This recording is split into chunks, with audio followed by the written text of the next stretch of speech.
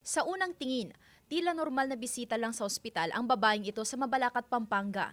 Dala niya ang isang pulang eco bag nang sumakay sa tricycle sa labas ng ospital.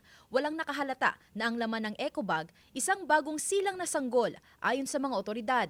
Sumali siyang sospek habang natutulog ang mga magulang ng baby. Actually, may nakakita akala naman nila na kamag-anak. Kasi yun nga, nung gabi nga na yun, inanggaling na doon yung matanda, nakipagkwentuhan, tapos nagawa niyang buhatin yung bata. Akala mo talaga kamag-anak nila. Sa follow-up operation ng pulisya, natuntun ang babae sa bayan ng Magalang. Dating OFW ang sospek na nagawa umano ang krimen dahil sa pangungulila sa sariling anak. Wala lang po, na-depress lang po ako na wala po yung anak ko. Postpartum depression, sa depression niya na pagkawala ng anak niya, gusto lang niyang parang palitan yung anak niya.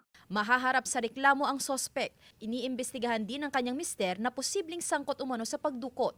Ligtas naman ang sanggol at naibalik na sa kanyang pamilya. Sinisikap ng GMA Regional TV na makuhanan ng pahayag ang pamunuan ng ospital.